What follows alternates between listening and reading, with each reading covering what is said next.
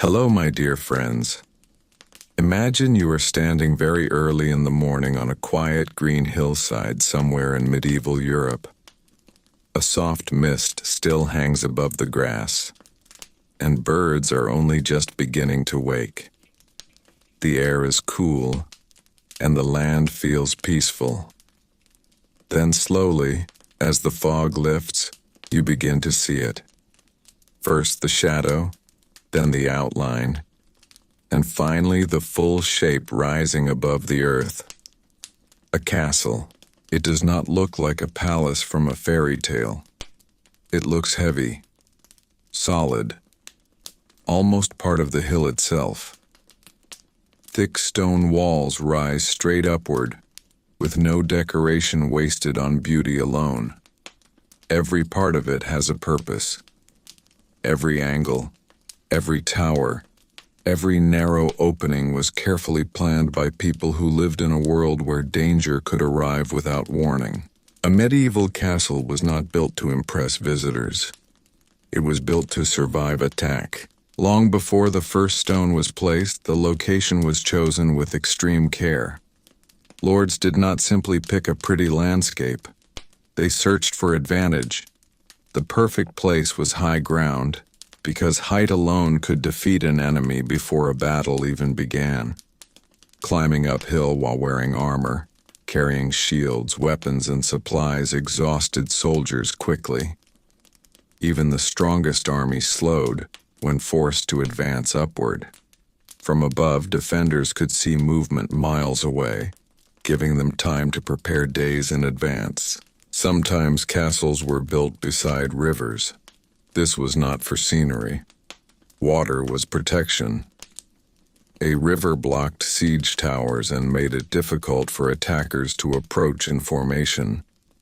It also guaranteed drinking water during a long siege, something attackers often lacked. Many battles were decided not by swords but by thirst and hunger, and castle designers understood this deeply. Other castles were built on rocky outcrops where digging tunnels beneath the walls became nearly impossible. Medieval attackers often tried to undermine walls by digging below them to cause collapse. Solid rock stopped this completely. The hill itself became part of the defense. When construction finally began, workers did not hurry. A great castle could take decades to complete.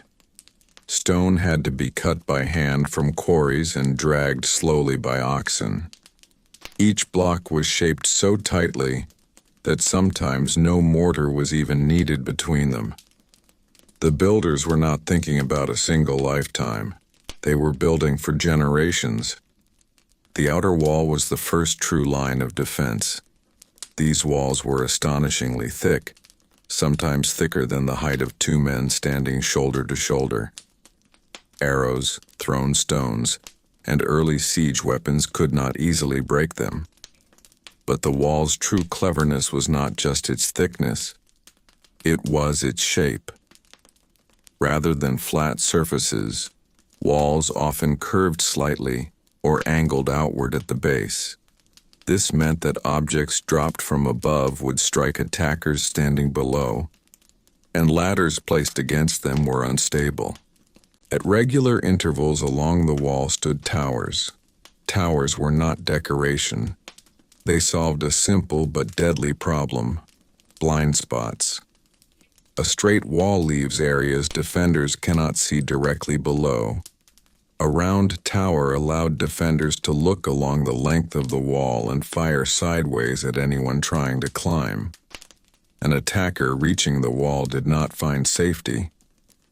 He found himself exposed from multiple directions at once. High along the walls were narrow openings called arrow slits. From outside they looked like tiny cracks in the stone.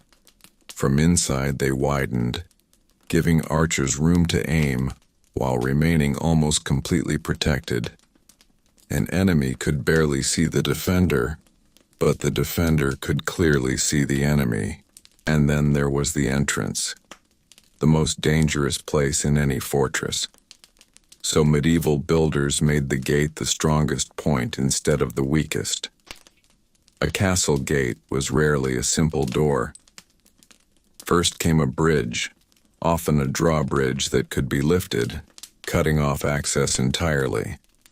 Beneath it was a ditch or moat, sometimes filled with water, sometimes simply a deep drop designed to trap siege equipment. Past the bridge stood the gatehouse, one of the most intelligent designs in medieval military engineering.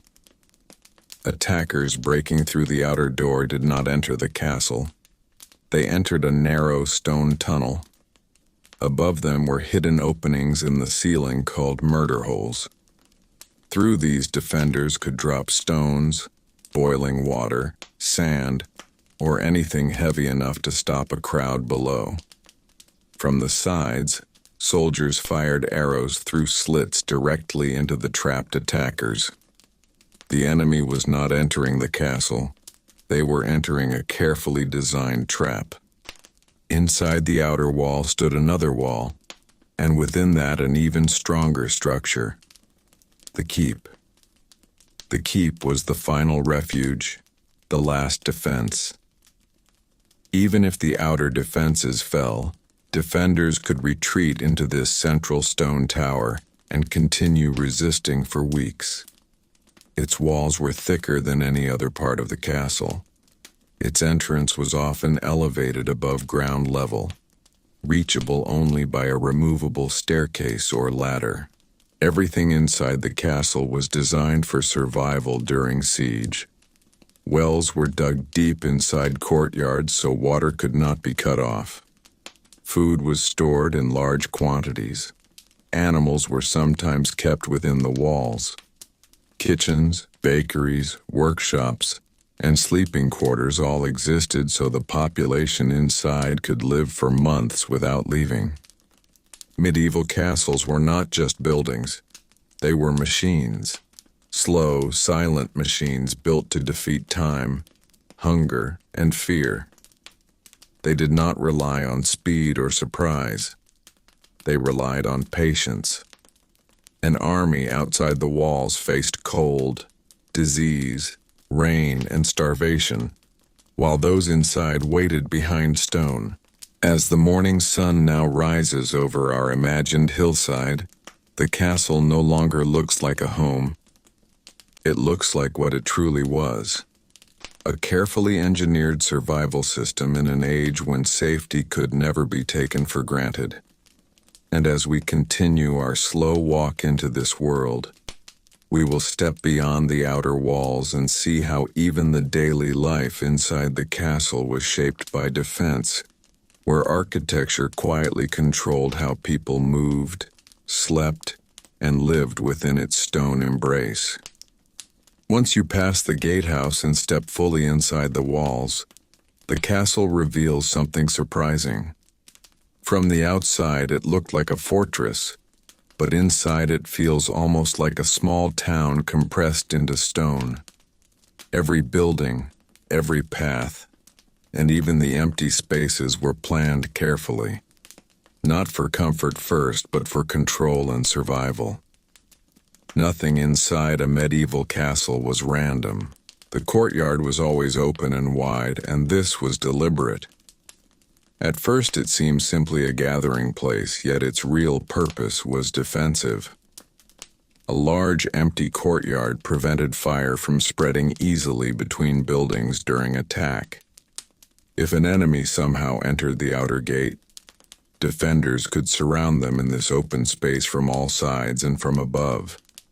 Archers positioned along inner walls and balconies could fire downward freely without harming their own people. Even the space between buildings was a weapon.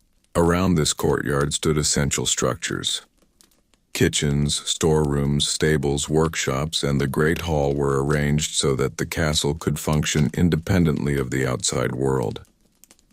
During peaceful days, merchants and farmers entered bringing supplies, but in war the gates shut and life continued inside.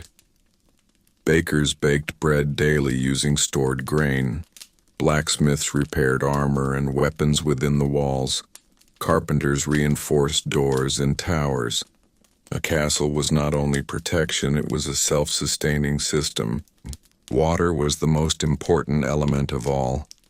A castle without water was already defeated. Because of this, builders dug extremely deep wells directly inside the inner yard or the keep. Some wells went down through solid rock for many meters. This ensured that even if enemies surrounded the castle for months, thirst would never force surrender. Attackers often tried poisoning outside water sources, but water drawn from deep beneath the stone remained safe. Near the walls you would also find narrow wooden stairways leading upward to the wall walk, the path defenders used to patrol. These stairs were intentionally steep and tight. This was not poor construction. A narrow stair prevented groups of attackers from climbing together if they breached the lower level. Defenders could block a staircase with only 1 or 2 men holding shields. Even moving inside the castle, the architecture always favored defense. Now your attention is drawn toward the tallest structure inside the walls and the keep. It dominates everything, rising far above every roof. This was the true heart of the castle. If the outer wall fell and the courtyard was taken, the defenders withdrew here. The keep was designed as a fortress within a fortress. Its entrance was rarely at ground level. Instead, a wooden stair or stone steps led up to a doorway several meters above the courtyard. In times of danger, the stairs could be destroyed or removed, leaving attackers unable to reach the door without ladders while arrows rained down from above. Even if they reached it, the door itself was massive oak reinforced with iron bands. Inside the keep, the first chamber was not a welcoming room. It was a guard chamber. Anyone entering would be watched immediately. Corridors were narrow and often turned sharply. This again was intentional. Straight hallways allow groups to charge together, but twisting passages slowed movement and forced attackers into single file, where defenders could hold them back easily. The spiral staircases of castles were among the most intelligent defensive features. They almost always turned clockwise as they rose upward. This was no accident. Most soldiers were right-handed. An attacker climbing upward would have his sword arm pressed against the central column, unable to swing freely. A defender descending had full space to strike. Even the direction of the staircase became a weapon. Higher floors contained living quarters, but even comfort was defensive. Fireplaces were built into thick interior walls so smoke could escape without weakening outer defenses. Windows were small and placed high to prevent easy entry. Floors were wooden, not only for warmth, but so sections could be removed or burned in desperate defense to block access upward. At the very top of the keep stood the roof platform, a final fighting position. From here, defenders could see the entire surrounding countryside. Signal fires could be lit to warn nearby villages or allied castles. Messages traveled across hills by light and smoke long before written letters could arrive. Storage rooms inside the keep held salted meat, dried fish, grain, and barrels of ale. Salt was crucial, preserving food for long sieges. Attackers often hoped hunger would defeat a castle faster than weapons, but a well-designed castle could hold out for months, sometimes even years. Armies outside suffered rain, mud, sickness, and lack of supplies, while defenders inside waited behind unyielding stone. You begin to realize something important.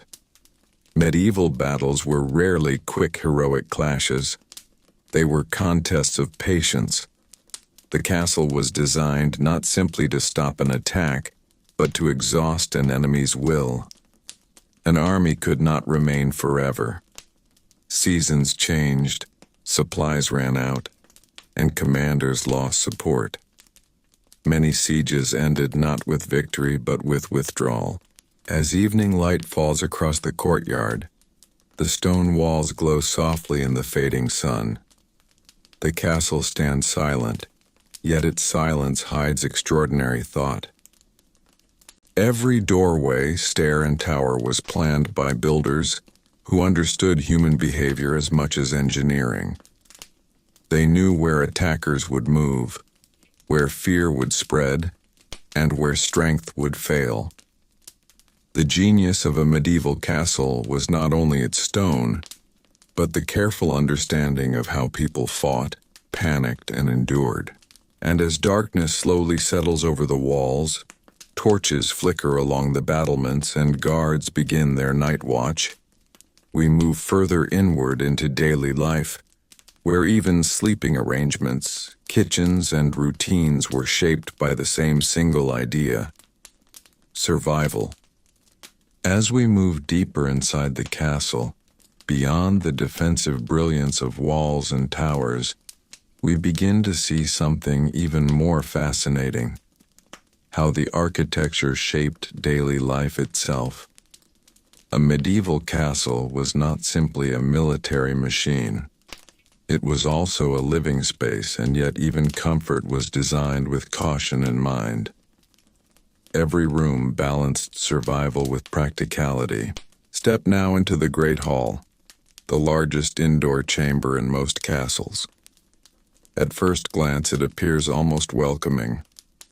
Long wooden tables stretch across the room. A large hearth burns in the center or along one wall. Tapestries hang from the stone walls, not just for decoration but for insulation against cold stone. The ceiling rises high above, supported by thick wooden beams darkened by smoke over the years. But even this grand room reveals careful planning. The hall was placed centrally inside the keep or inner ward, so that it was protected from direct attack. Windows remained narrow and often faced inward toward the courtyard rather than outward toward open land. In times of siege, the hall became not only a dining space but also a meeting room for strategy and morale. Soldiers gathered here to receive instructions. Supplies were distributed from here. It was the emotional heart of the castle during danger. Sleeping arrangements were equally shaped by defense. The lord and his closest family slept in upper chambers inside the keep, where walls were thickest and entry points fewest. These rooms were small by modern standards, often shared and minimally furnished. Beds were wooden frames with straw or feather mattresses, heavy curtains drawn around them, not for luxury alone, but for warmth and privacy in drafty stone rooms. Guards and servants slept in more exposed areas, sometimes along walls or near entrances. Their placement was strategic. In case of surprise attack, defenders were already positioned near vulnerable points.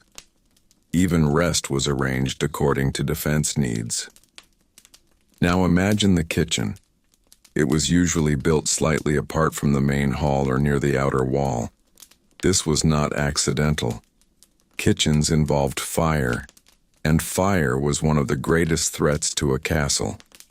A large blaze could weaken wooden floors or destroy stored food. By separating the kitchen area, builders reduced risk of accidental catastrophe. Massive fireplaces allowed meat to roast on spits, and ovens baked bread daily. Water from wells was carried constantly to prevent flames from spreading. Storage rooms were cool, dark, and often underground. Thick stone walls kept temperature stable. Barrels of salted pork, dried fish, grain sacks, and casks of ale lined these chambers. The genius here was long-term thinking. Castles were not built only for immediate defense, but for endurance. A siege could last months. Food spoilage meant surrender, so storage design mattered deeply. You begin to notice something else. Movement inside a castle was never simple. Corridors rarely formed straight lines from entrance to Lord's chamber. Instead, rooms were layered inward like rings. To reach the most important spaces, one had to pass through multiple controlled points. Each layer acted as a filter, slowing unwanted movement and giving defenders time to respond. Even latrines were engineered with thought. Waste was directed through stone chutes built into walls, dropping outside the base of the castle. This prevented disease from spreading within the walls. Hygiene was basic by modern standards, but even here design showed awareness of survival needs. A castle under siege could not afford sickness spreading through its defenders. As evening falls within the castle, torches are lit along corridors. Guards rotate shifts, walking along battlements. The architecture guides their patrol routes naturally. Narrow walkways force alertness. High vantage points give long sight lines into darkness beyond the walls. But the true genius of medieval castles lies not only in their individual features, it lies in how every feature connects. The wall leads to towers. Towers connect to staircases. Staircases control movement. Courtyards allow defense from multiple angles. Keeps provide final refuge. Wells ensure water. Storerooms ensure food. Nothing exists alone. The castle is a single integrated system designed to resist chaos. And perhaps most remarkable of all is this. Many castles were built without modern mathematics, without steel reinforcement, without advanced machinery. Builders relied on experience passed down through generations. They observed what failed in previous sieges and adjusted designs accordingly. Castles evolved over centuries. Square towers became round because round towers resisted undermining better. Walls grew thicker after new siege weapons appeared. Moats deepened when attackers learned to cross them more easily. Each generation improved upon the last. Medieval castle design was not static. It was adaptive engineering responding to changing threats. Now night settles fully over the structure. The great hall quiets after supper. Torches flicker against stone walls. Outside the battlements, the countryside grows dark and silent. The castle stands firm against that darkness, not by accident, but through centuries of refined defensive wisdom. And as we continue our slow journey, we will look outward again, toward the weapons and siege engines that tried to defeat these fortresses, and how castle design responded again and again with new layers of protection. Now we step outside the safety of the walls and imagine the view from the fields below. For the people inside the castle, the stone structures were protection. For an approaching army, they were a problem that could not be solved quickly. Medieval warfare was rarely about charging forward and fighting in open battle. When a castle stood in the way, the conflict changed completely. The battlefield became a waiting game, and castle design was created specifically to win that game. An attacking army first faced distance. Castles were almost never built on flat open ground unless absolutely necessary. Most stood on hills, ridges, river bends, or raised earth mounds called mottes. From far away, the climb did not look difficult, but once soldiers carried armor, shields, ladders, ropes, and siege materials, the slope became exhausting.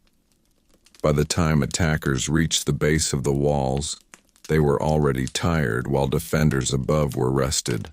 As they approached closer, they discovered another problem. The ground around castles was often cleared deliberately.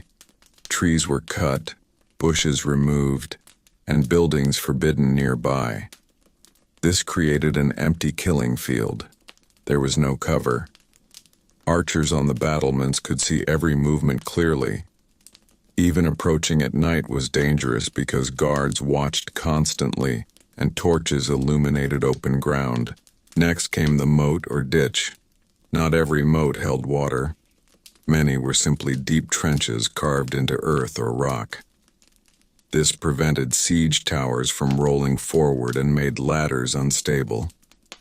Attackers could not stand firmly while trying to climb. At the same time, defenders could drop stones directly downward onto anyone trapped below. If attackers somehow crossed the ditch and reached the wall, they still faced its most deceptive feature: height combined with smooth stone. Walls were intentionally built tall enough that ladders had to be extremely long and heavy. Raising such ladders while arrows fell from above was nearly impossible without heavy casualties. And even if a ladder reached the top, defenders only had to push it sideways to send everyone climbing crashing down.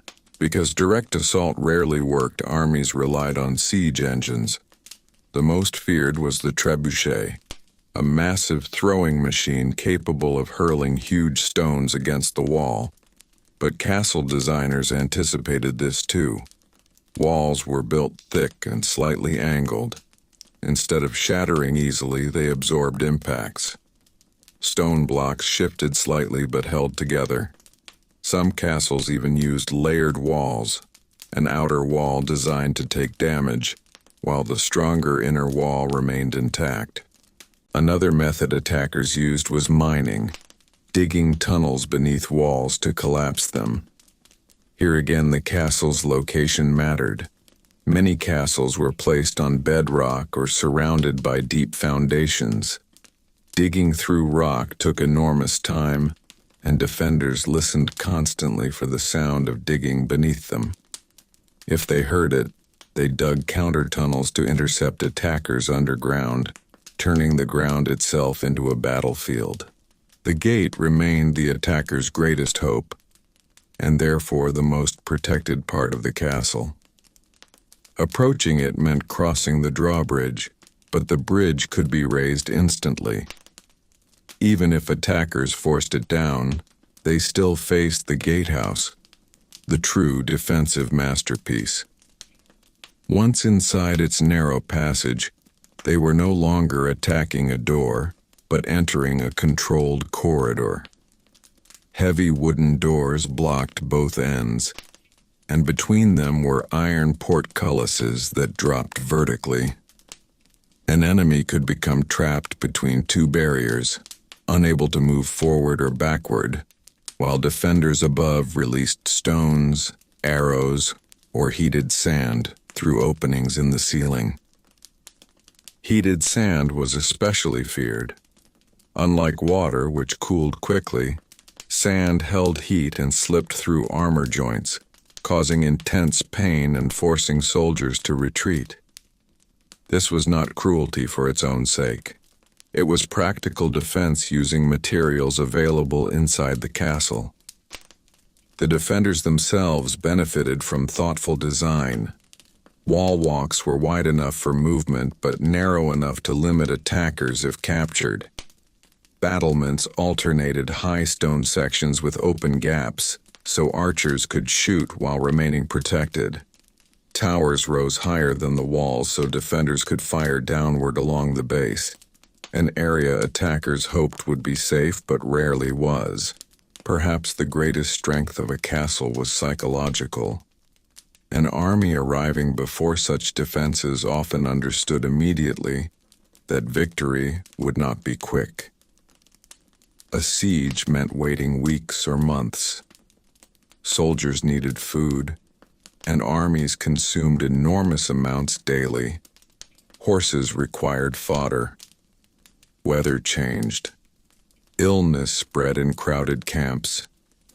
Meanwhile, defenders remained sheltered behind stone, protected from rain and wind, supplied by stored food and water. Many sieges ended without battle at all. The attacking army simply left, unable to sustain the effort. The castle had done its job without firing a single arrow.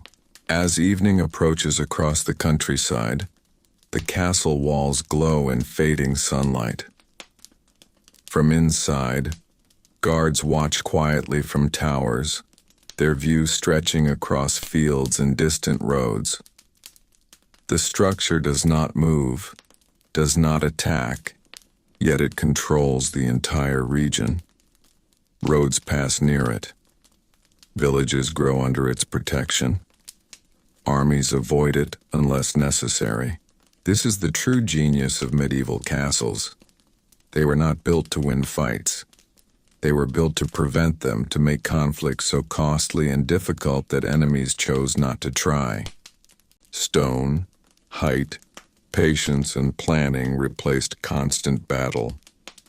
The castle was not only architecture, it was strategy made permanent.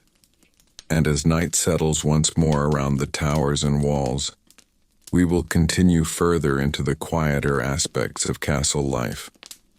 How people adapted their routines, their habits, and even their sense of safety around these massive, silent guardians of the medieval world. Now let us step away from the drama of sieges and armies and look at something quieter, yet just as intelligent. How medieval castles were designed to control space, movement, and power every single day, even in times of peace. Because a castle was not only a military structure, it was also a symbol, a statement in stone that declared who ruled the land and who was protected by that rule. When you approached a castle in peaceful times, you did not simply walk in freely. Even without war, entry was controlled. The gatehouse functioned like a filter. Guards stood watch, questioning visitors, merchants, travelers, and even local villagers. The architecture itself made authority visible.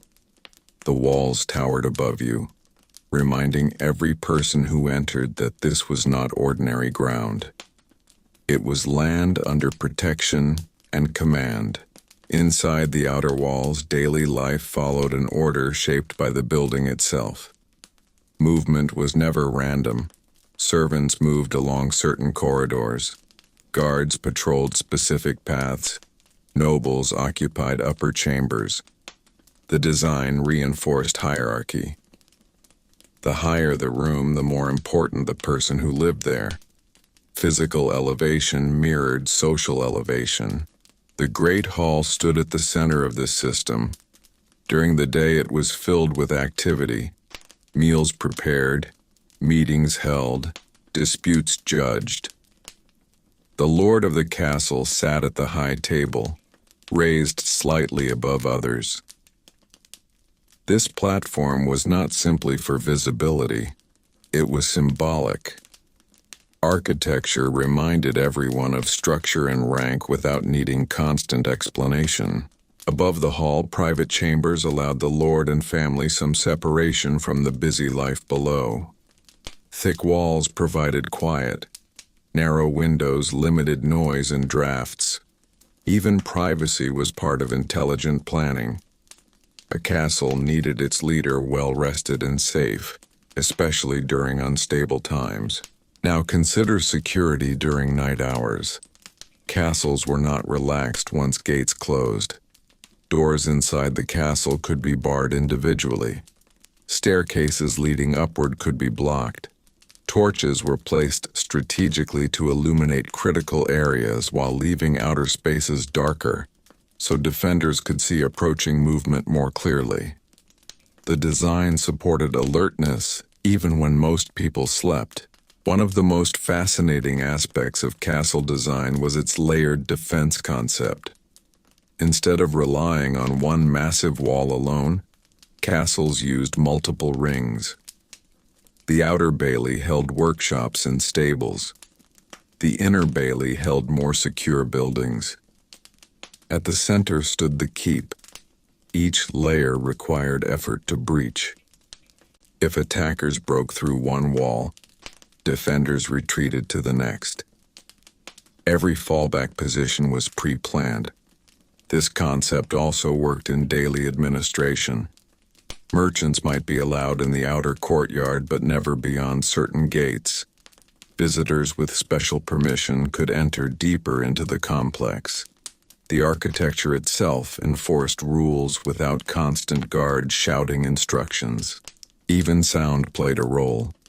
Stone corridors echoed footsteps loudly. A person walking through a narrow hallway could be heard before they were seen. This made surprise movement difficult. The castle was designed not only to resist attack, but to reveal it early. Let us look upward again to the battlements. From here, guards could observe not only enemies but also farmland, roads, and nearby villages. Castles were administrative centers. Taxes were collected, disputes settled, messages sent and received. High vantage points allowed early detection of traitors, messengers, or threats. A castle functioned like a watchful eye over its region. Then there were the smaller details, defensive features hidden in plain sight. Doors often opened inward rather than outward, so attackers could not break them easily with force. Hinges were reinforced with iron bands. Floors inside towers were sometimes built uneven or slightly sloped, forcing unfamiliar visitors to move cautiously, while defenders navigated confidently. Castles were also designed to adapt over time. When new weapons like improved trebuchets or early cannon appeared, walls were thickened further. Some towers were reshaped from square to round because round towers deflected projectiles better and had no vulnerable corners. Castles evolved as threats evolved. They were not static monuments. They were living structures that changed with technology. And perhaps the most brilliant element of all was endurance. A castle did not need to chase an enemy. It did not need to move. It stood, year after year, generation after generation. Even when wars ended, its presence shaped the surrounding land. Villages grew under its shadow. Roads curved around it. Trade routes adjusted to pass near its protection. As twilight settles once more over our imagined castle, torches glow softly along the walls. The structure seems calm, almost peaceful. Yet within its stone lies centuries of accumulated intelligence, knowledge of warfare, human behavior, fear, hunger, and survival built directly into its foundations. The genius design of medieval castles was not only about fighting. It was about control, patience, and foresight. It was architecture that understood both battle and daily life, blending them into one silent guardian of the medieval world. Now let us slow our walk even further and notice something many people never think about. Castles were not only designed to keep enemies out, they were designed to manage fear inside. Hundreds of people could live within the walls during dangerous times. Soldiers, servants, families, craftsmen, and villagers seeking protection. In moments of uncertainty, panic itself could become as dangerous as an attack. So the architecture quietly guided behavior and kept order. When villagers fled into a castle during threat, the first place they entered was the outer bailey, the large enclosed yard just inside the main walls. This area was intentionally spacious, allowing animals, carts, and supplies to be brought in quickly. The open space prevented overcrowding at the gate and reduced chaos. People naturally spread out instead of pushing inward toward the keep. The designers understood that crowds move unpredictably, and they gave them room to settle. Nearby stood stables and storage barns, placed close to the outer wall rather than near the keep. This served two purposes. First, animals could be managed without disturbing the inner living quarters. Second, if attackers set fire to the outer area, flames would be kept away from the central stronghold. Even the placement of livestock buildings was defensive planning. Inside the walls, water management was carefully considered. Rainwater was directed along stone channels into cisterns. Courtyards were slightly sloped so puddles did not form, preventing mud and sickness. During a long siege, clean water mattered as much as weapons. A castle with poor drainage could become unhealthy quickly. Designers understood this from experience across generations. The kitchens were large but positioned so smoke rose safely away from defensive towers. Too much smoke could block visibility from the battlements, so chimneys were placed strategically. Bread ovens were built with thick stone domes to retain heat and reduce fuel use, allowing cooking to continue even when firewood was limited. Every practical need was tied to survival. The chapel also held an important place. Nearly every castle contained a small church or prayer room, usually located inside the inner ward near the keep. This was not decoration. Faith provided morale. During sieges, uncertainty and waiting wore down defenders more than fighting. A place of quiet routine helped maintain calm and discipline. The castle supported both body and mind. Now we climb again to the walls. Look closely at the top of the battlements and you notice alternating raised stone sections and open gaps. These are crenellations. The raised portions protected archers while the gaps allowed shooting, but their spacing was deliberate, wide enough for movement yet narrow enough to prevent attackers from slipping through if they gained the wall. The wall walk behind them allowed defenders to move quickly from tower to tower without leaving protection. At certain points along the wall you find projecting wooden galleries or stone extensions. These allowed defenders to look straight down the base of the wall. Attackers believed standing directly below gave them safety from arrows, but these platforms removed that protection. From above, stones or arrows could fall directly downward. Again, the design predicted enemy behavior. Inside towers, rooms were stacked vertically. Lower chambers stored supplies or weapons. Upper chambers held archers. The highest platform served as lookout. Narrow spiral stairs connected them, conserving space and preventing groups from moving together quickly. A single guard could slow many intruders simply by holding a turn in the staircase. Communication inside the castle was also planned. Sound traveled easily through certain corridors so messengers could quickly alert others.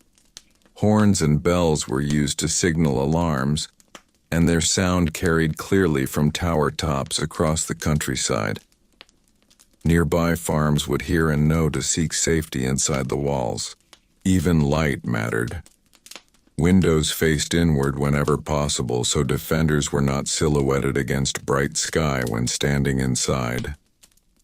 At night, torches were placed so guards could see outward while outsiders struggled to see inward. The castle used shadow as part of its defense. What becomes clear is that a castle was a complete system. Not just stone walls, but water, food, movement, sound, light, and human behavior, all organized into a protective design. Builders were not engineers in the modern sense, yet through observation they understood patterns, how crowds react, how armies approach, how hunger weakens resolve. They built solutions directly into architecture. As evening comes again, the courtyard quiets and guards take their posts along the walls. From outside, the castle appears still, but inside a complex order operates constantly. Doors close in sequence. Torches are lit at key points. Patrols begin their slow routes. The structure itself guides every action, reducing confusion and reinforcing security. The genius of medieval castles was not one clever invention. It was the accumulation of hundreds of small decisions, each improving survival. Stone by stone, builders created not just a stronghold, but a carefully balanced environment where people could endure danger together. And as darkness gently settles over the towers once more, we will next explore how castles influenced the land beyond their walls, shaping nearby villages, roads, and even the economy of entire regions. Now let us step beyond the walls again, not as attackers, but as ordinary people living in the countryside around the castle, because the true brilliance of castle design was not limited to its interior. The castle quietly shaped the entire landscape beyond it. Roads, farms, markets, and even the location of villages were influenced by where the castle stood. A castle was never isolated for long. Once built, people naturally settled nearby. Farmers wanted protection. Merchants wanted safe trade routes. Craftsmen wanted customers. Over time, a small settlement grew just outside the outer gate. This settlement was called the Castle Town, or Bailey Village, and its placement was intentional. The Lord encouraged people to live close because more residents meant more food production, more taxes, and more support in emergencies. The road leading to the castle was rarely straight. Instead, it curved and sometimes climbed gradually. This was defensive planning.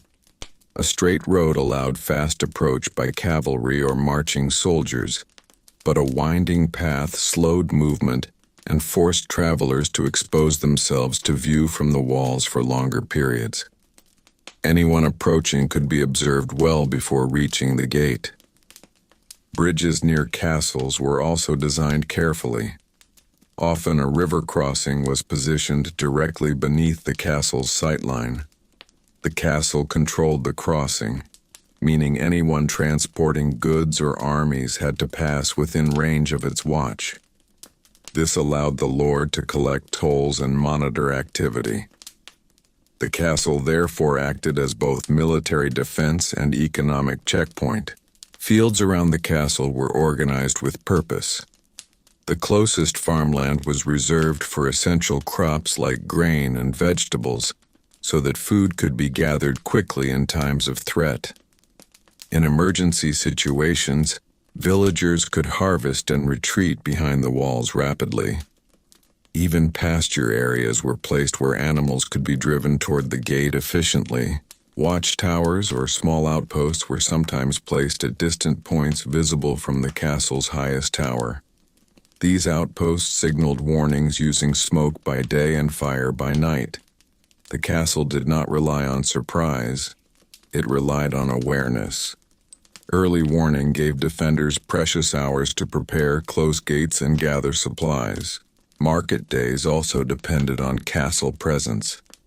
Traders preferred routes that passed near strongholds because bandits avoided heavily guarded areas. As a result, economic activity clustered near castles. Inns appeared, blacksmiths opened workshops, bakers sold bread to travelers. The castle became the center of regional life without needing to command it directly. The psychological effect was equally important. From any nearby hill or field, the castle remained visible. Its towers rising above the horizon reassured villagers during uncertain times. If danger appeared, they knew where to go. The structure became a constant reminder of protection. Even in peace, its presence shaped behavior and confidence. At night, fires lit on the battlements could be seen across wide distances. A lit tower meant safety and vigilance. An unlit tower might signal absence or trouble. Communication through visibility was part of the design. The castle spoke to the countryside without words. Now imagine a sudden rumor of raiders spreading across farms. Families quickly gather belongings and livestock and move toward the castle. Because paths were planned and gates wide enough for carts, many could enter efficiently. The outer courtyard filled but did not collapse into chaos because the space was designed to hold crowds temporarily. Once inside, they were protected not only by walls but by planning centuries in the making. The Lord's authority also depended on architecture. A ruler living in a wooden house would not inspire the same loyalty or respect. But a massive stone fortress suggested permanence and stability. The building itself reinforced political power. Law and order seemed stronger when backed by visible strength. Even long after wars ended, castles continued shaping the region. Roads remained where they were because trade routes had grown around them. Towns expanded outward from their original protective shadows. Some modern cities still follow patterns first determined by castle placement many centuries ago.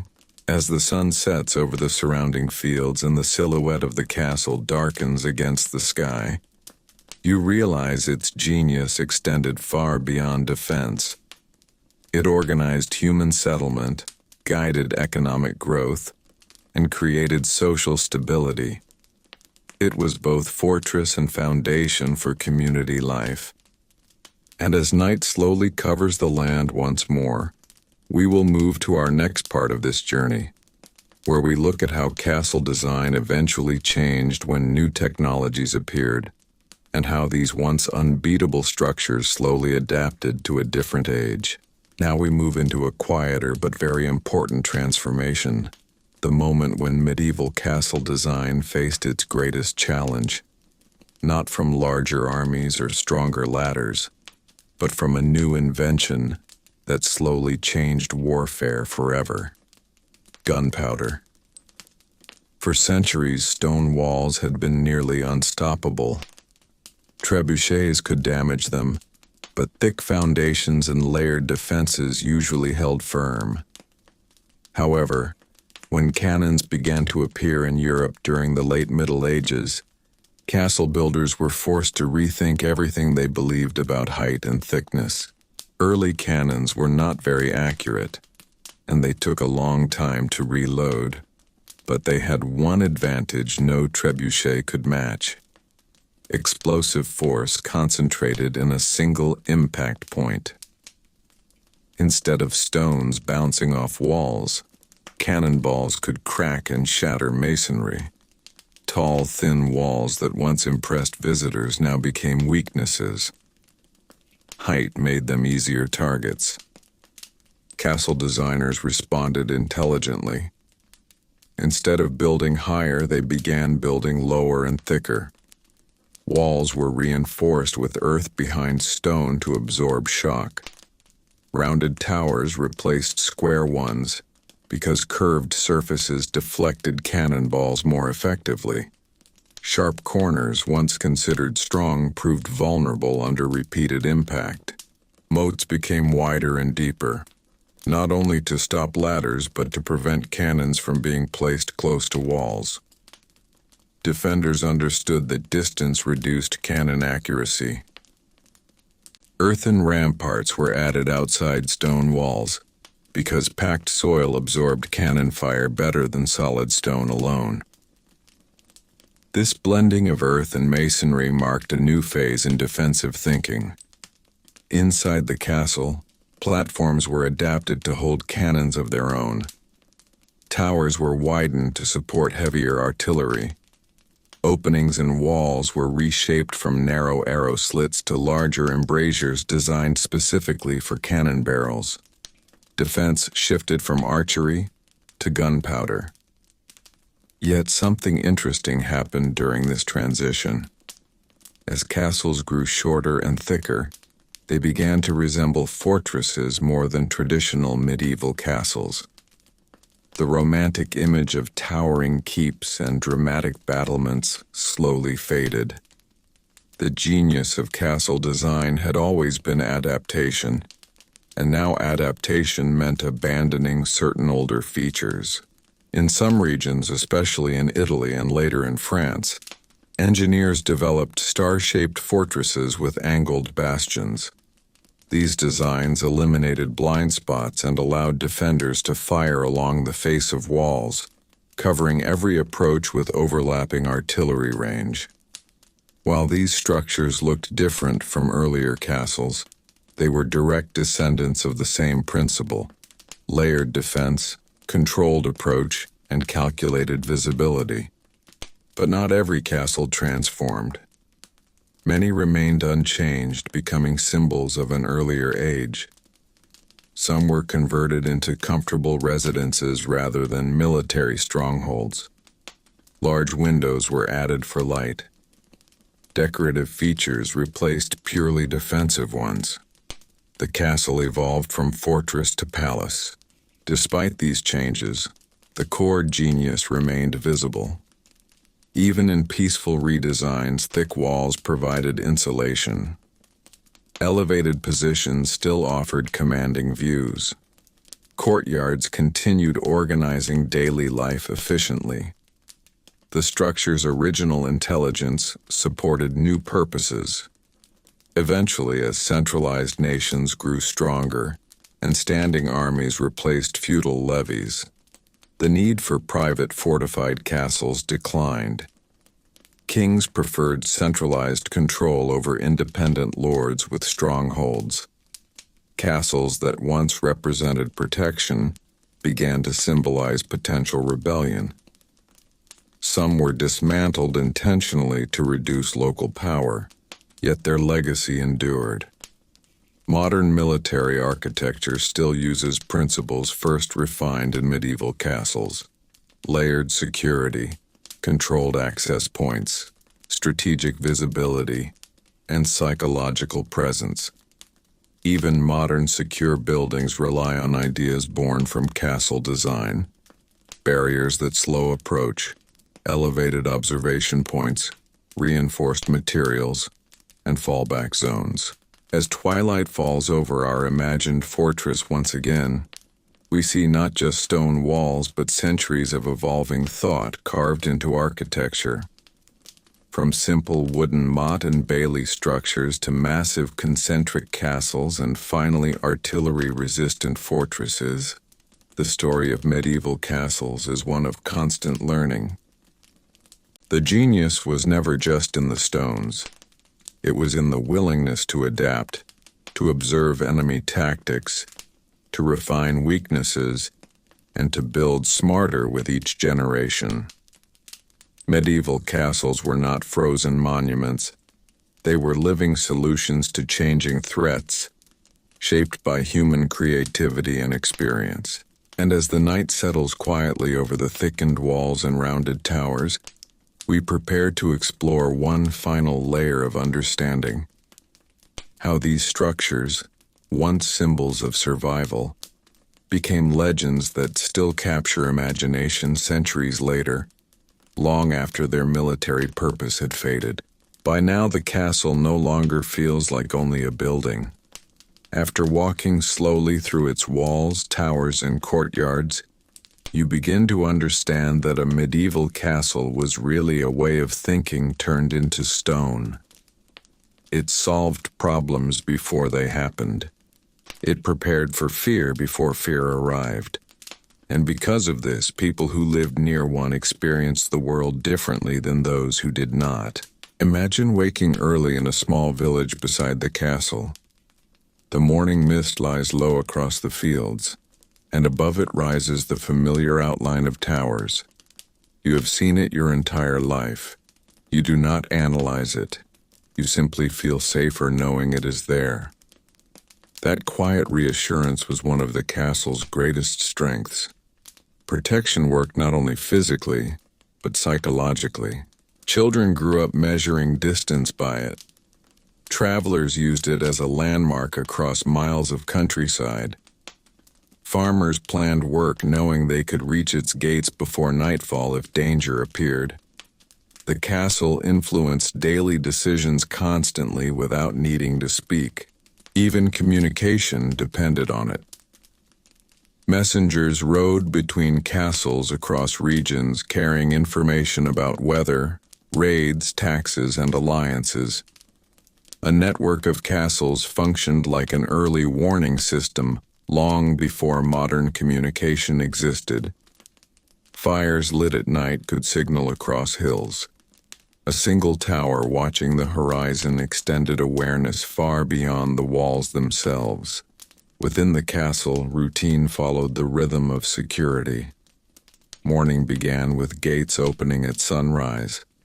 Guards inspected wagons and visitors carefully. Livestock entered and exited under watch. The drawbridge lowered only when safe. Every action had a procedure, and procedures prevented mistakes. During peaceful days, life inside felt almost ordinary. Cooks prepared meals. Tailors repaired clothing. Armorers maintained equipment not because battle was happening, but because readiness mattered. The genius of the design was that it allowed normal life to continue, while always remaining prepared for interruption. At night, the transformation was subtle but important. Gates closed firmly. Chains tightened the drawbridge. Torches were lit along the battlements. Patrol routes began. These nightly actions were repeated every day for years. The repetition created reliability. Everyone inside understood that safety depended on discipline as much as stone. The keep, towering above all other structures, remained the final refuge but also a constant reminder. It told every resident that survival was planned in layers. If one defense failed, another waited. This layered thinking influenced medieval leadership as well. Lords governed knowing retreat and resilience were part of strength, not weakness. As centuries passed and warfare changed, castles lost their original military necessity, but they gained something else: memory. People began telling stories about them, tales of sieges, loyal defenders, secret passages, and hidden rooms spread through generations. Some stories were exaggerated, yet they reflected how deeply castles impressed those who lived near them. Travelers from distant lands wrote descriptions of towering walls and massive gates, amazed that such structures existed without modern machines. The castle became not just protection, but wonder. Even abandoned ruins still shaped imagination. A broken tower on a hill still suggested power, planning, and endurance. Today, many castles stand silent. Their defenses no longer needed, but their intelligence still visible. You can still trace arrow slits aligned for defense. You can still see spiral stairs turning to favor the defender. You can still notice how courtyards allow clear views and how walls follow natural terrain. The builders understood their environment perfectly. The genius design of medieval castles was not accidental brilliance. It was accumulated knowledge gathered slowly across generations who faced real danger. Each stone was placed because someone had once experienced failure elsewhere and learned from it. Each tower corrected a previous weakness. Each wall recorded a lesson.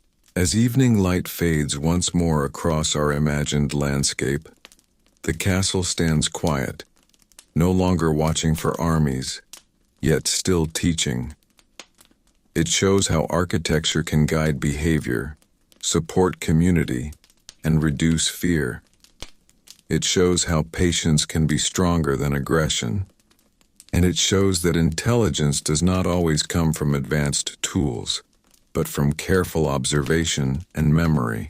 And as darkness gently settles around the ancient walls, we continue toward the final part of our journey, where we slowly step away from the fortress and reflect on why these structures remained powerful in human imagination long after their battles ended. Now we arrive at the final layer of understanding, the part that people in the Middle Ages themselves slowly realized over time. A castle did not only defend life, it shaped how people understood safety, authority, and even time itself. Generations were born, lived, and grew old within sight of the same walls. The stones outlived their builders, and because of this, the castle began to represent permanence in a world that was otherwise uncertain. In medieval life, most things were temporary. Harvests failed, kings changed, wars appeared suddenly, illness spread without warning, wooden houses burned easily, but the castle remained. Its thick walls resisted weather and fire. Storms struck its towers, yet they still stood the next morning. For villagers and travelers alike, this created a powerful impression. The castle felt almost unchanging, and so people began trusting it, not only as a refuge but as a symbol of stability. Because of this, justice was often connected to the castle. Courts were held in its halls. Disputes were settled under its roof. People brought arguments about land, animals, and agreements to the lord who lived inside. The architecture itself supported authority. A decision spoken within a great stone chamber felt stronger than one spoken in an open field. The high ceilings, echoing voices, and heavy doors created seriousness. The environment reinforced order. The Great Hall played an important role in this. It was large enough to gather many people, yet enclosed enough to maintain control. Long tables arranged seating carefully, placing the lord elevated at one end so all could see him clearly. This was not simply tradition. It was visual communication. Everyone present understood where responsibility and power rested. Even without words, the space organized social structure. During winter, the hall also became the warmest shared place. Fires burned in central hearths. Smoke drifted upward through vents in the roof. People ate, talked, and worked together here. The castle was therefore not only military protection but social center. Its design allowed community life to continue even in harsh seasons. The keep, however, still waited above everything. While the courtyard handled daily activity, the keep quietly remained the final defense. Inside were food stores, water access, and secure rooms. The reason was simple. Designers knew that outer walls could fall, but survival depended on one last protected space. A castle was built with the expectation that something might eventually go wrong. Preparedness was part of its philosophy. Even small details supported this thinking. Doors opened inward so they could not be forced easily from outside. Iron hinges were mounted inside walls rather than exposed. Windows widened inward to allow light but narrowed outward to resist entry. Floors were sometimes uneven stone so rushing intruders could stumble. None of these features seemed dramatic alone, yet together they created a powerful system. Over centuries, as peace slowly increased in many regions, castles lost their defensive necessity. Lords built more comfortable residences elsewhere. Some castles were expanded with gardens, larger windows, and decorative towers. Yet even then, builders kept many original features. The feeling of security was too valuable to abandon entirely. People began visiting old castles simply to see them. Pilgrims stopped on journeys. Travelers rested nearby. Artists sketched them. Songs mentioned them. The fortress turned into memory, and memory turned into story. The castle became part of cultural identity. It reminded communities of endurance, that ancestors had faced danger and survived. Today, when we see a castle on a distant hill, even in ruin, we still feel something familiar. Thick walls suggest protection.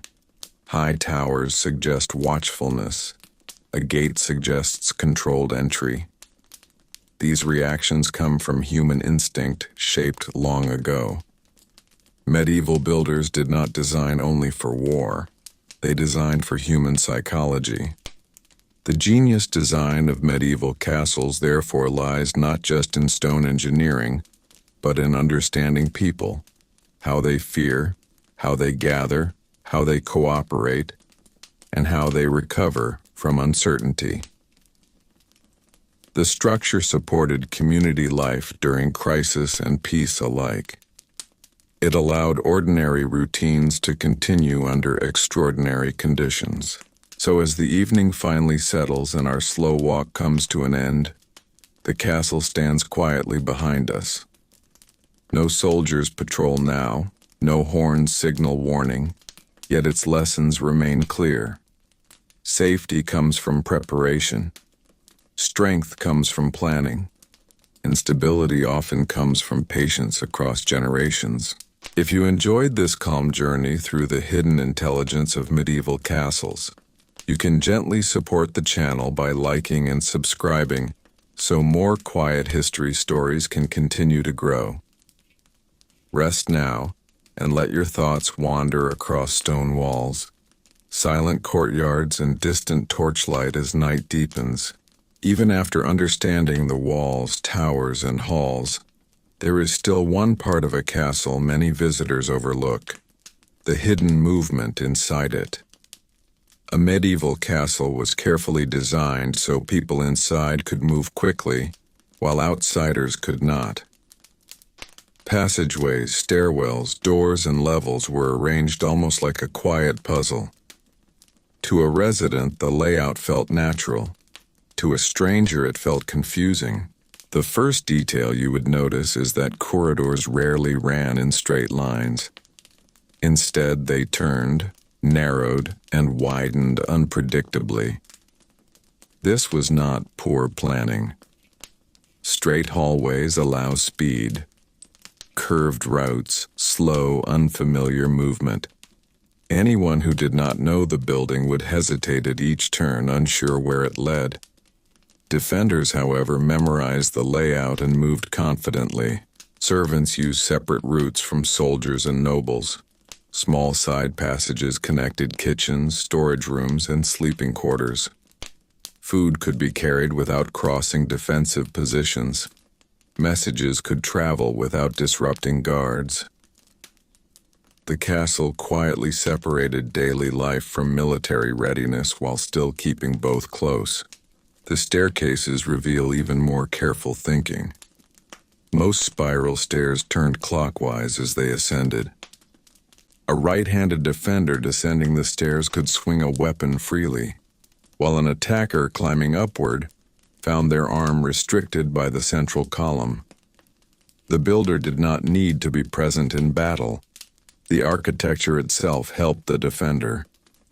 Stair steps were uneven in height. Some were slightly taller, others slightly shorter. Residents learned this naturally over time and walked comfortably. Intruders rushing in unfamiliar darkness stumbled. A single missed step slowed pursuit. The castle used balance and rhythm as a form of defense. Doors also played a role. Many were low and heavy. A person entering had to bend slightly, lowering posture and reducing speed. Guards waiting inside gained a moment of advantage. Iron bands strengthened wooden doors, while stone frames prevented them from being forced outward. Even hinges were protected from tampering. Now imagine moving at night. Torches did not light every corridor brightly. Instead, small lamps illuminated only key areas while leaving shadows elsewhere. Defenders knew where safe footing lay, but intruders would see uncertain shapes and corners. The building used darkness as part of protection. Certain walls contained narrow internal passages called wall walks. Guards could travel along these routes unseen from courtyards. From small observation openings, they could watch activity below without being noticed. The castle therefore allowed surveillance without confrontation. In larger keeps, multiple floors had limited connection points. If an intruder captured one level, defenders could block stairways and continue resistance above. Defense was layered vertically as well as horizontally. Movement control was more important than open fighting. Storage rooms were placed near stair junctions for a reason. Supplies needed to reach defenders quickly during siege. Arrows, stones, and tools could be distributed along different floors without delay. Efficient movement meant endurance during long waiting periods. The more you study the castle's interior, the clearer it becomes that the builders expected confusion to be an ally. They did not rely only on stronger weapons. They relied on the environment guiding events. Architecture became strategy. As the lamps grow dim and footsteps echo softly through corridors, you realize the castle is almost alive in behavior. It channels people along certain paths and discourages others. It rewards familiarity and punishes haste. Long before modern security systems existed, these structures created controlled spaces using stone and understanding. And so, while the outer walls impressed visitors, the inner design quietly performed the most important work. The genius of the medieval castle was hidden not just in what enemies could see, but in what they could not easily understand. Now let us slow down even more and notice something people rarely imagine when they picture a castle: sound. Medieval builders understood that sound could protect as effectively as stone. A castle was designed not only to be seen, but to be heard. Every gate, courtyard, tower, and hallway worked together to carry noise in useful ways. When a rider approached across open land, long before he reached the gate, his horse's hooves echoed against hard ground. The outer walls were positioned so guards on high towers could hear approaching movement even when visibility was poor, due to fog, darkness, or rain. Stone surfaces reflected sound upward, guiding it toward lookout points. A quiet countryside allowed small noises to travel far, and the castle used this natural advantage. Inside the gatehouse, the effect became even stronger. The entrance passage was narrow, roofed and built of solid masonry. Wheels of carts, footsteps, and voices echoed loudly within it. Guards did not need to see a visitor clearly to know how many people were entering. A single traveler sounded different from a group. The building itself reported information. Heavy wooden doors reinforced with iron produced deep, unmistakable noises when opened or closed. Chains raising the portcullis rattled through stone grooves, and that sound traveled through nearby chambers. Servants in the courtyard, guards on the wall, and officers in nearby rooms all heard the same signal. The gate was moving. Communication did not rely only on messengers. The structure announced events. Courtyards were also shaped to carry voices. When the lord needed to address residents or soldiers, he could stand at a raised position and speak without shouting excessively. The enclosed stone surfaces reflected speech outward, allowing many listeners to hear instructions clearly. During emergencies, a single command could organize a large group quickly. At night, sound became even more valuable. Sight was limited, but hearing improved. Guards walked patrol routes listening for unusual noises: a loose stone, metal scraping, distant footsteps beyond the wall. The thickness of walls blocked outside confusion while amplifying vibrations along walkways.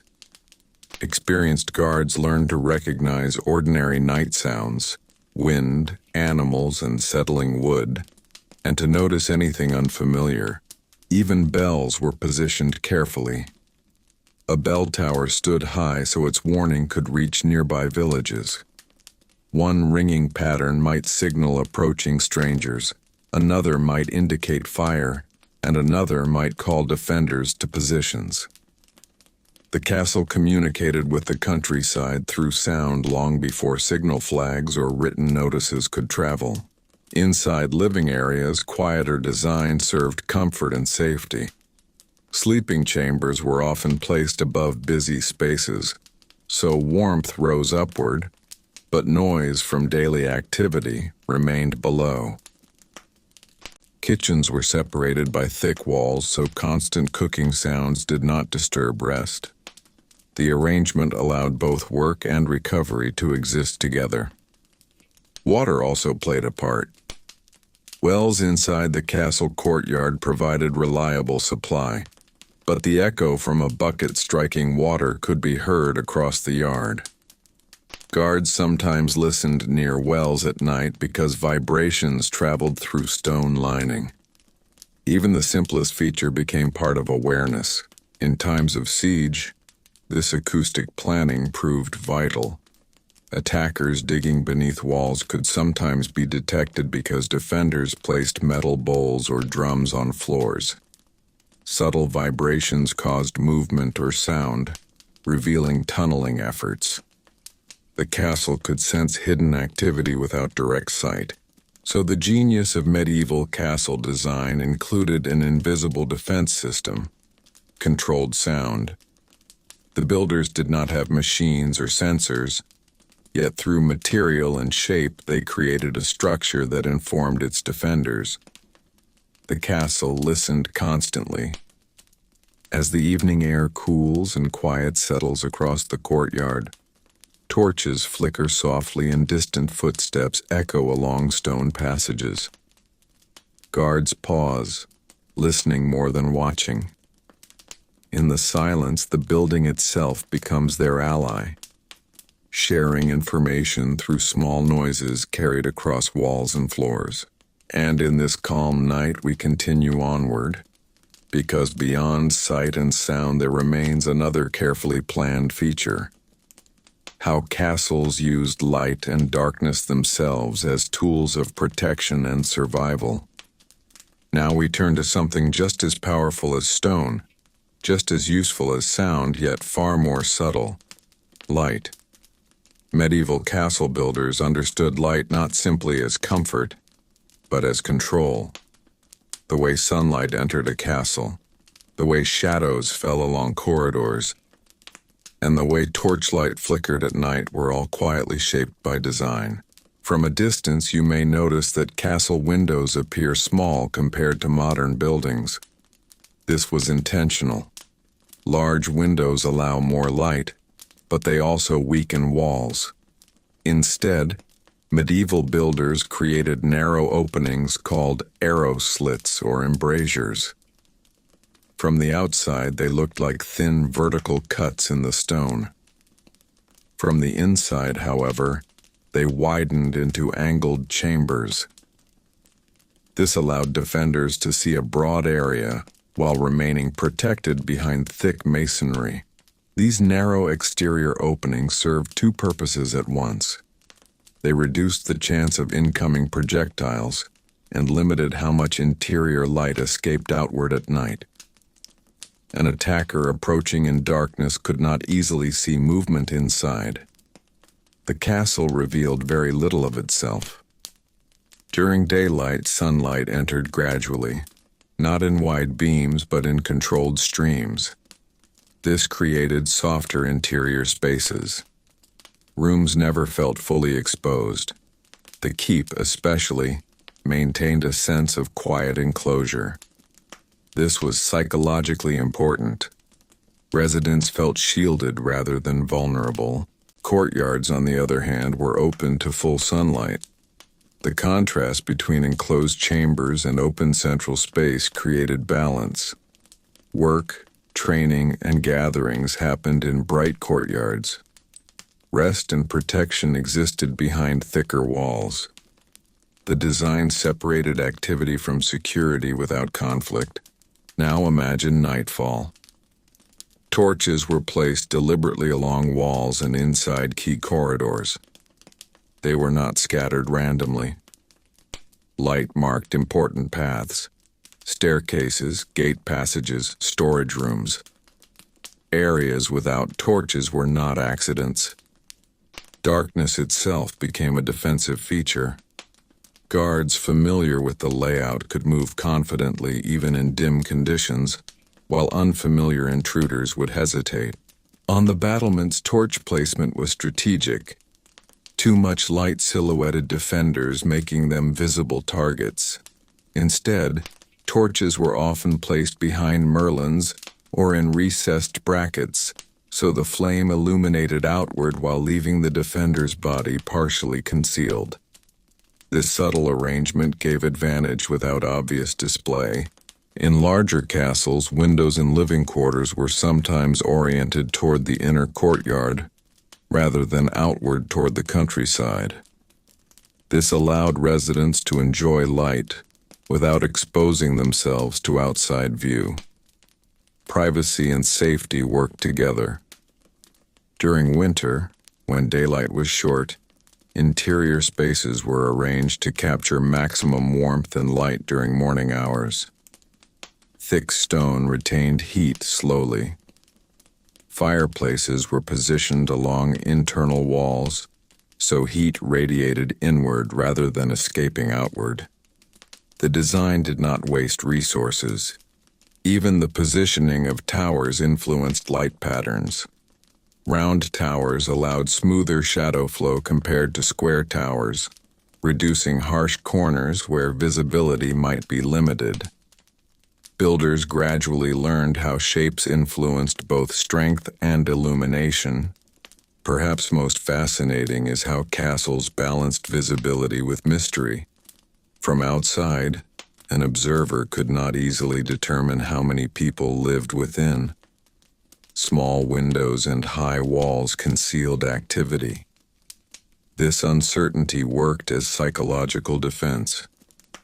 An enemy never knew exactly what waited behind the stone. As dusk deepens over the landscape and stars begin to appear above tall towers, you see how the castle transforms. In daylight, it stands strong and visible. At night, it becomes quiet and reserved, revealing only selected points of flame along its edges. It appears both watchful and restrained. The genius of medieval castles lies not only in strength but in awareness. Awareness of light, shadow, and perception. Builders understood that defense meant controlling what others could see and what they could not. And so, under the gentle glow of torchlight against thick walls, we move further still, because there remains one final layer to explore: how castles preserved knowledge itself and became long-term centers of memory, administration, and cultural continuity across generations. By now we have walked along the walls, listened to the sounds, and watched the light move across the stone. But there is one more purpose a castle quietly served, one many people never imagine. A medieval castle was also a place where memory was kept. Long before governments stored records in offices and archives, castles acted as centers of administration. Inside their rooms were documents, lists, and agreements that controlled land, taxes, and obligations across entire regions. Within the keep or a secure chamber nearby, the lord's clerks worked daily. These were literate men trained to write on parchment. They recorded harvest yields, rents paid by farmers, duties owed by knights, and the boundaries of fields and forests. Without these records, disputes would grow quickly. The castle therefore protected not only people but information. Thick walls guarded written agreements just as they guarded food supplies. Chests bound with iron held rolls of parchment carefully sealed with wax. Each seal represented authority. If a seal remained unbroken, the document was trusted. If broken, its reliability was questioned. The storage rooms were placed in secure areas, often above ground level and behind strong doors because fire, moisture, and theft were constant dangers. A lost record could mean arguments over land lasting years. Maps, though simple by modern standards, were also kept here. They showed fields, rivers, and roads under the Lord's control. These helped organize farming and ensured taxes could be collected fairly. The castle became a management center for surrounding countryside. People living miles away were still connected to it through written orders carried by messengers. Courts were held regularly inside castle halls. Villagers brought disagreements about animals wandering onto fields, damaged fences, unpaid debts, or broken promises. The lord or his representative listened and made decisions based on local custom and recorded agreements. Because the castle stored those records, its judgment carried weight. Justice felt stable because it rested on preserved memory. The chapel inside the castle added another layer. Priests recorded baptisms, marriages, and deaths. These records created continuity across generations. Families could trace inheritance because the castle preserved evidence of lineage. The building quietly tied past and present together. Even education existed within its walls. Young pages and squires learned reading, writing, manners, and responsibilities under supervision of experienced adults. Knowledge passed from one generation to the next in these protected spaces. The castle functioned as school as well as fortress. During times of war, these records were among the most carefully protected items. If attackers captured them, they could claim authority over land. So clerks sometimes moved important documents into the deepest rooms of the keep. Survival meant not only protecting bodies but preserving order after danger passed. As years turned into decades and decades into centuries, the same halls witnessed repeating events. Harvest accounts recorded, disputes settled, children educated, and alliances confirmed. The castle became a living timeline. Stone walls watched generations change while their records maintained continuity. When peace finally lasted long enough and warfare declined, many castles transitioned more fully into administrative residences. Defensive features remained, but daily life centered on management, hospitality, and governance. The fortress gradually became a seat of local government. Today, historians learn about medieval life largely because those records survived. Without castles protecting them, much of the past would be silent. The genius of their design therefore extended beyond survival in battle. It preserved memory itself. As evening settles softly again and the rooms grow quiet, you can almost imagine the scratching sound of a quill pen on parchment, a clerk finishing the day's record while torches burn low. Outside, the walls stand watch as always, but inside, knowledge rests safely, waiting for another morning. As our slow walk continues, there is still one more everyday reality that reveals how intelligent castle design truly was. Survival during long winters and long sieges. A castle was not built only for moments of battle. In truth, most of its life was spent waiting. Waiting through cold seasons, waiting through shortages, and sometimes waiting through months of isolation when roads became unsafe. The builders knew that a strong wall meant little if the people inside could not live comfortably for extended periods. Food storage therefore became one of the most carefully planned features. Beneath many castles were deep cellars, carved partly into earth and partly into stone foundations. These spaces remained cool even during summer and did not freeze easily during winter. Grain sacks, dried beans, salted meat, and barrels of ale were stored here. The thickness of surrounding earth acted like natural insulation, slowing spoilage. Supplies were rotated regularly, so older food was eaten first, and new harvests replaced it. Large ovens in the kitchen allowed bread to be baked in great quantities at once. Baking was done in cycles because heating an oven required significant fuel. After bread was finished, the remaining heat might be used to cook stews or dry fruit. Nothing was wasted.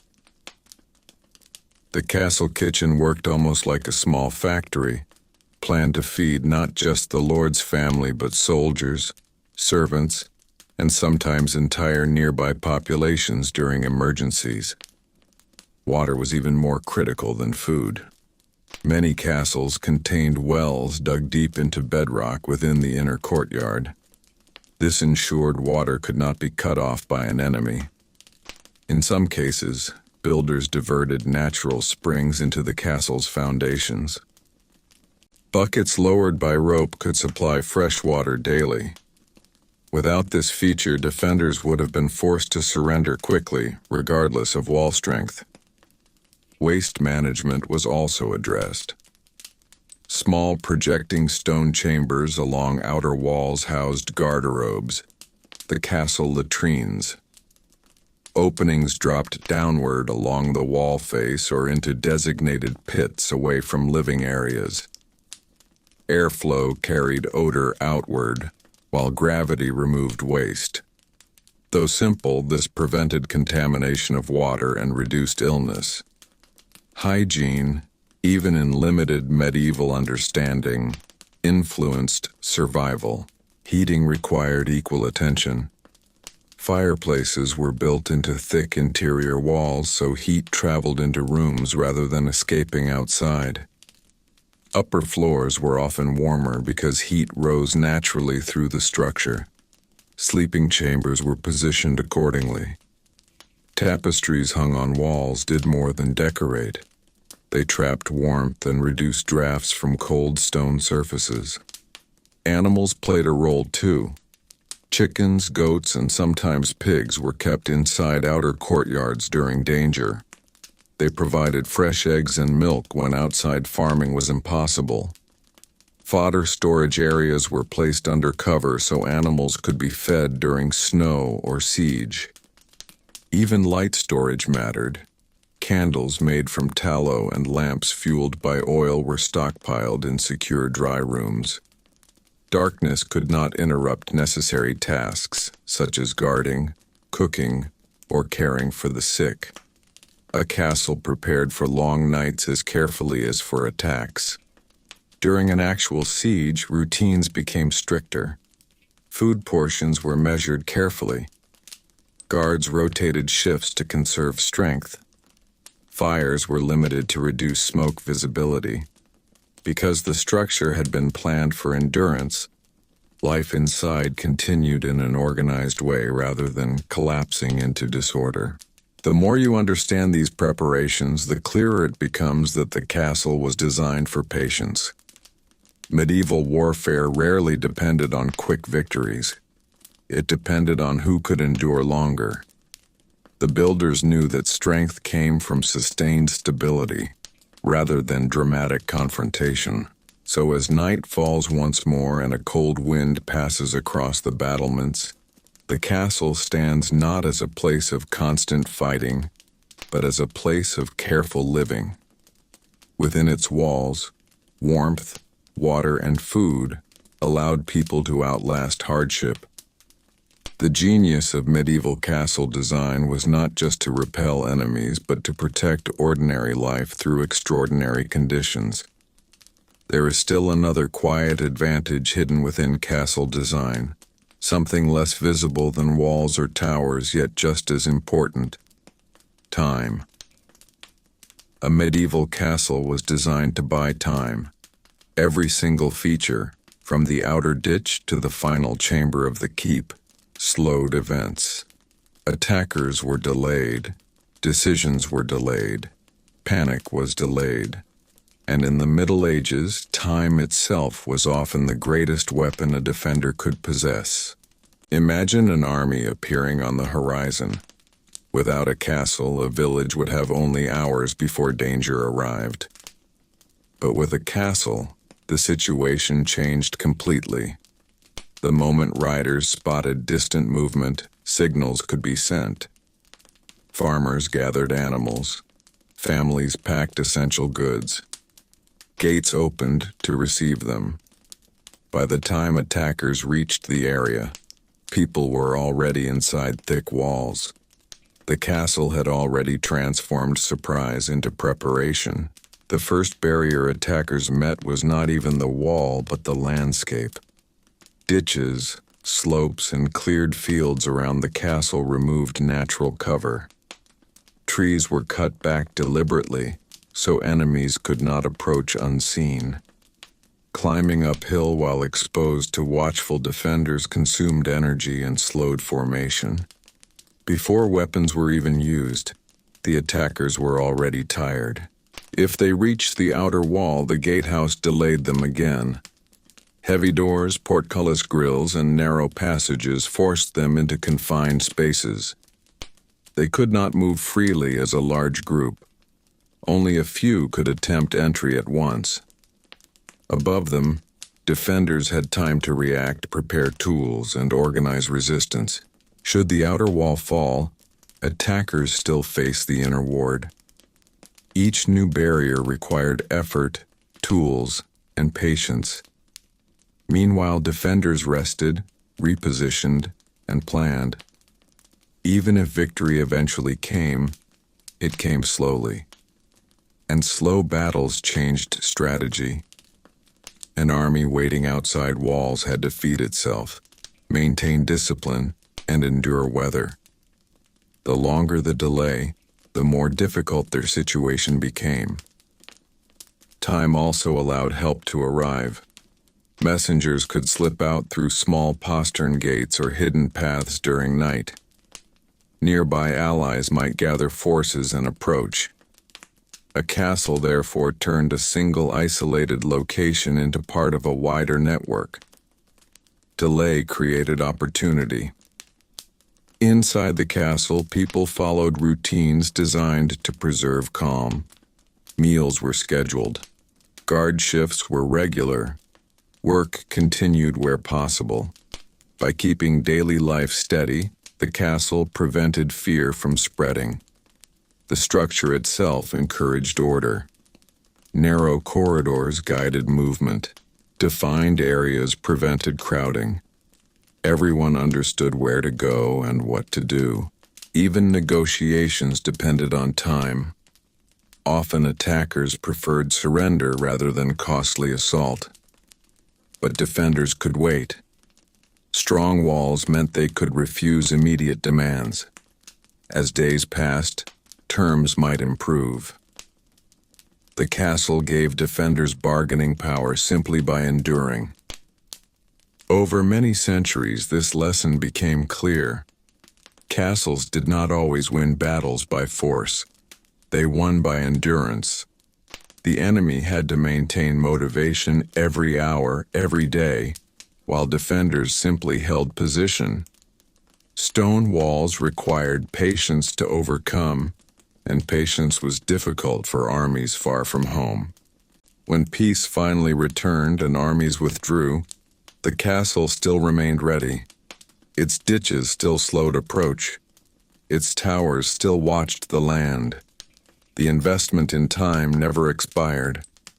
So as twilight settles once more and shadows lengthen across the courtyard, the quiet strength of the castle becomes clear. It was not built for a single dramatic moment. It was built to stretch moments into days, days into weeks, and uncertainty into safety. In a world where sudden danger was common, the ability to gain time meant survival. There is one final detail that completes our understanding of medieval castles. Something softer than walls and quieter than watchtowers. Comfort. It may sound surprising, but a successful castle was not meant to feel like a prison. If the people inside were constantly miserable, tired, or weak, they could not defend it. So builders slowly learned to make these stone fortresses livable for long periods. Inside many keeps you would find private chambers raised above the noisy courtyard. These upper rooms were safer from damp ground air and received more sunlight during the day. Windows, though narrow outside, widened inward to create small seating spaces within the thickness of the wall.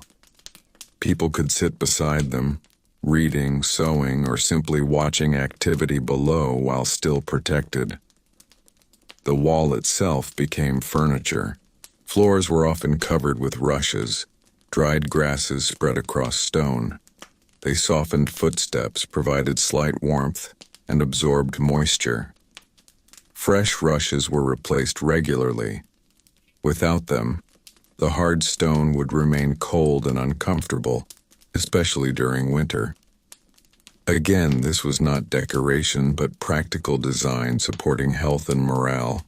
Beds were built with wooden frames and ropes supporting mattresses stuffed with straw or wool. Curtains hung around them to trap heat and create privacy. In large shared chambers, these curtains allowed individuals to sleep without disturbance from constant movement. Rest mattered as much as defense. The Great Hall also served comfort. Long tables were cleared after meals, allowing space for repair work, storytelling, and quiet evening tasks. Firelight created warmth and routine. Familiar routines reduced fear during uncertain times. People felt safer not only because walls existed, but because daily life continued normally. Gardens inside or just beyond the inner ward were another thoughtful feature. Small plots grew herbs used for cooking and simple medicines. Fresh plants improved food and provided remedies for minor illness. Access to greenery, even within walls, helped maintain well-being during long confinement. Airflow was considered too. Upper openings and vents allowed smoke from fireplaces to escape slowly while bringing fresh air downward. Without ventilation, thick walls would trap smoke and make rooms unhealthy. Builders adjusted chimney placement and roof vents across generations until airflow improved. Even animals were integrated thoughtfully. Cats controlled rodents near grain stores. Dogs served as early warning and companionship. Their presence protected supplies and comforted residents alike. A castle supported an entire living community, not just soldiers. Over time, tapestries hung along interior walls added insulation. These heavy fabrics reduced drafts and reflected heat back into rooms. At the same time, they displayed stories and symbols, reminding inhabitants of family history and identity. Warmth and memory existed together. When storms struck outside, rain and wind battered towers, yet inside people gathered around hearths, shared meals, and listened to stories. The design of the castle allowed life to continue despite harsh weather or distant threats. A fortress that could not sustain ordinary living would fail long before an enemy attack. So as night deepens and quiet settles across the chambers, you realize the castle's greatest achievement was balance. It was strong but habitable, protective but functional. It shielded its residents while still allowing them to live human lives, to sleep, eat, work, and hope for peaceful days ahead. The genius design of medieval castles was not only about keeping danger out, it was about keeping life going within. And now our long, gentle walk finally begins to slow. We have stood on the battlements, listened to the echoing gatehouse, followed winding stairs, and watched torchlight move across thick walls. Piece by piece, the castle has revealed itself, not as a simple fortress, but as a carefully planned world built in stone. When medieval people looked at a castle, they were not only seeing protection from enemies, they were seeing preparation. Every ditch dug into the earth, every heavy door, every narrow window carried a message. Life here was expected to continue, no matter what happened outside. In a time when uncertainty was common, this promise mattered deeply. Think of a traveler walking for days across open countryside. The weather changes quickly, roads are unsafe, and news travels slowly. Then, at last, on a distant hill, the outline of towers appears. Before even reaching the gate, the traveler feels relief. The building has already done its work. It has created confidence simply by standing. Inside those walls, generations passed. Children learned to walk in courtyards where soldiers once trained. Farmers brought grain through gates designed to stop armies. Clerks recorded harvests in rooms originally meant for defense. Over time, the castle proved that strength was not only for battle, strength was also for stability. The builders never imagined modern visitors would study their work centuries later, yet their decisions still make sense today.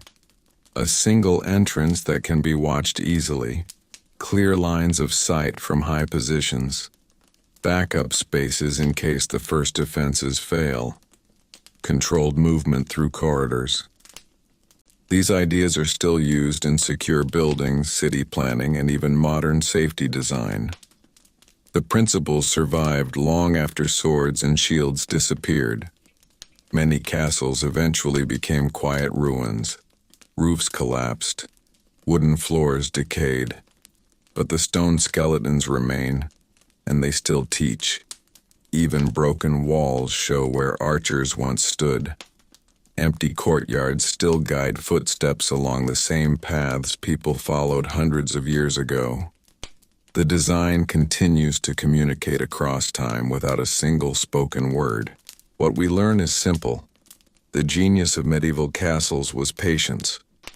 Builders observed problems, improved solutions, and passed knowledge forward. Each generation added something learned from experience. No single architect created perfection. Instead, careful thinking over centuries shaped structures that balanced safety, order, and daily life. As evening falls one last time in our story, the castle stands quiet under the fading sky. No banners fly now, no horns call the guards, yet the purpose remains visible. It reminds us that human beings have always tried to create places where families could sleep peacefully even when the world felt uncertain, so we gently leave the gates behind and let the towers fade into the distance. If you enjoyed this calm journey through history, you can softly support the channel by liking and subscribing, so more peaceful stories can continue to grow. Rest well tonight, and let your thoughts wander slowly across stone walls, silent courtyards, and distant hills beneath a quiet medieval sky.